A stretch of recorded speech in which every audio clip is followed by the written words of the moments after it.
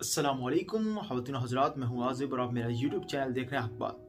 ख़वातीन हज़रात, आज एक अजब ही मामला हुआ है एक प्रेस कॉन्फ्रेंस में, जहाँ पे मियाँ शहबाज शरीफ साहब बैठे हुए थे, प्राइम मिनिस्टर ऑफ पाकिस्तान, और उनके साथ हमारे वज़ीर ख़जाना बैठे हुए थे इसाक डार, और कुछ हुकूमती अरकान। तो एक एंकर ने एक अजब सवाल पूछा उनसे और उन्होंने इसका एक अजीब व गरीब किस्म का जवाब दिया। इसके बारे में बात करेंगे, लेकिन इससे पहले चैनल को सब्सक्राइब करें और वीडियो को लाइक जरूर कीजिएगा। ख़वातीन हज़रात, ये पिछले दिन की बात है कि शहबाज शरीफ साहब जब कौम को बता रहे थे कि अभी और महंगाई आने वाली है और आपने तैयार रहना है, तो उसी दौरान एक जर्नलिस्ट ने एक सवाल किया उनके साथ, जिसकी वजह से उनकी चेहरे की हवाइयां उड़ गई और अजीब व गरीब किस्म के तासुर। और फिर जो उन्होंने जवाब दिया वो ऐसा कोई जवाब था कि किसी आम आदमी की समझ में ना आने वाला जवाब था।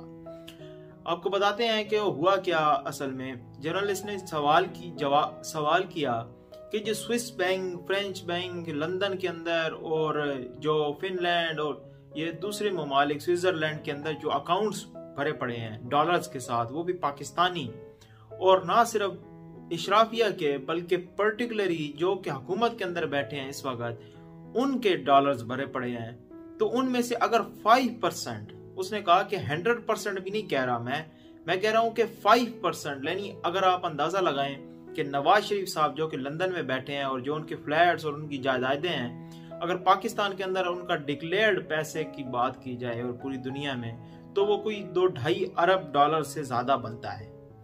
और अगर अनडिक्लेयर्ड की बात की जाए, जिस तरह लंदन के फ्लैट्स हो गए या जिस तरह और बहुत सी कंपनीज हो गई जो अनडिक्लेयर्ड हैं, दूसरों के नाम पे हैं, बेटों के नाम पे हैं, बेटियों के नाम पे और दामाद के आगे पीछे जो भी उन्होंने एक निज़ाम बनाया हुआ था, उसकी बात करें तो बहुत ज्यादा पैसा है जो उनका बाहर पड़ा है।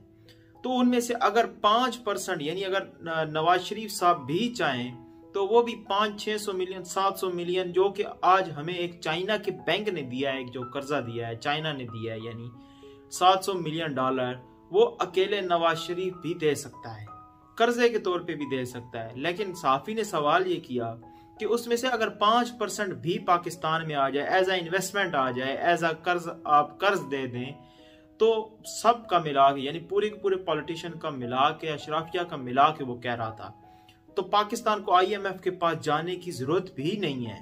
तो उस पे जवाब क्या दे रहे हैं हमारे मियां मोहम्मद मोहतरम शहबाज शरीफ साहब, प्राइम मिनिस्टर ऑफ पाकिस्तान, जो कि खच मजाक हैं।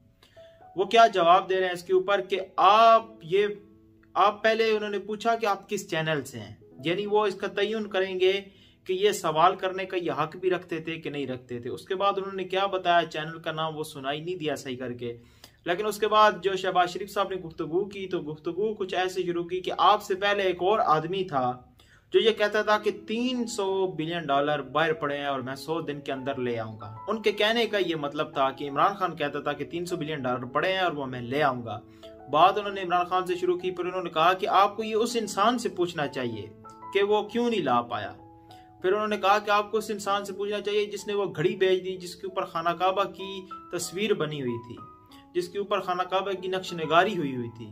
वो उसने घड़ी बेच दी, वो उसने घड़ी 5 करोड़ में बेची, उसने जाली रसीद दिखाई, उसने ये किया वो किया, घड़ी बेच दी। उसके ऊपर जो भी इखलाकी और कानूनी तौर पे तो कोई ऐसी चीज है नहीं उनके पास, लेकिन इखलाकन जो भी उनके ऊपर बातें कर सकते थे वो उन्होंने सारी की सारी इमरान खान साहब के ऊपर डाल दी।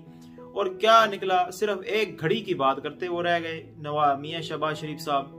और अगर आपको इत्तफाक हो तो आप ये वीडियो फेसबुक और ये बयान जो फेसबुक है वे यूट्यूब पे अवेलेबल है, आप जाके पूरा सुन सकते हैं ये सवाल और जवाब का मुकालमा।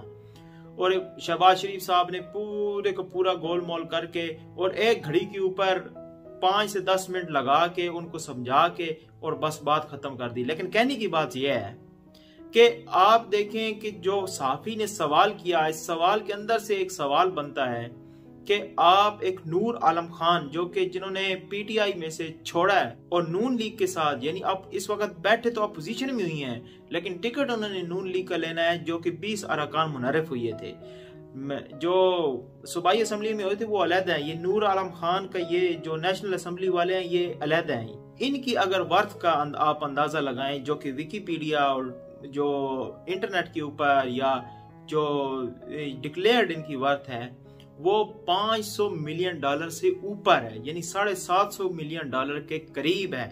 आप ये अंदाजा लगाएं, एक छोटे पॉलिटिशियन, इतने बड़े पॉलिटिशियन नहीं है।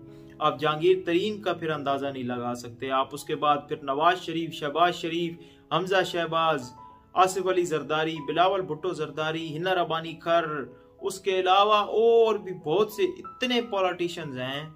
आप शायद खाकान अब्बासी, जिसकी एयर ब्लू चल रही है, उसके अलावा बहुत से, राना सनाउल्लाह साहब हो गए, इतने पॉलिटिशियन बड़े भरे पड़े हैं, अशराफिया भरी पड़ी है, जिनके बारे में कहा गया कि ये अपने जेबों से बिल देंगे। और आपको यकीन नहीं आता होगा इन अशराफिया के बिल कितने आते होंगे। एक महीने का बिल 20-20 लाख रुपए तक आता है।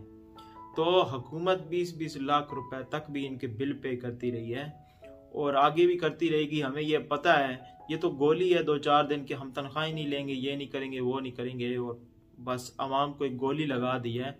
लेकिन उसके अलावा ये जो 16 अरब डॉलर में से 3 अरब डॉलर रह गए, इससे पूछना ये बनता है कि एक्सपोर्ट क्या नहीं हो रही थी मुल्क के अंदर? क्या बाहर से डॉलर नहीं आ रहा था?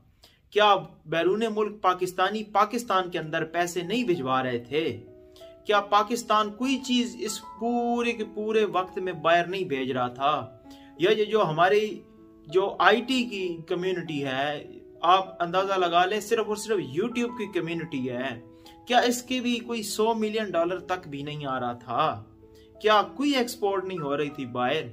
जो पूरे के पूरे हमारे डॉलर्स खत्म हो गए, ये डॉलर गए कहाँ पे? इसके ऊपर पूरी की पूरी तहकीकात होनी चाहिए, और ये तहकीकात होना बहुत ज्यादा जरूरी है। और सिर्फ इस हुकूमत की नहीं बल्कि तमाम हुकूमतों की ये तहकीकात होना जरूरी है कि किसकी दौर में कितने रिजर्व थे और किस तरह खत्म होते रहे। उम्मीद करते हैं कि पाकिस्तान जरूर किसी न किसी दिन एक दिन तरक्की की राह पे गामजन जरूर होगा, और ये नासूर जो हमारे माशरे में इस वक्त लग चुके हैं, हमारी सियासत को लग चुके हैं, ये जरूर इनको तलफ किया जाएगा, खत्म किया जाएगा। मिलेंगे अगली वीडियो में, तब तक के लिए अल्लाह हाफिज।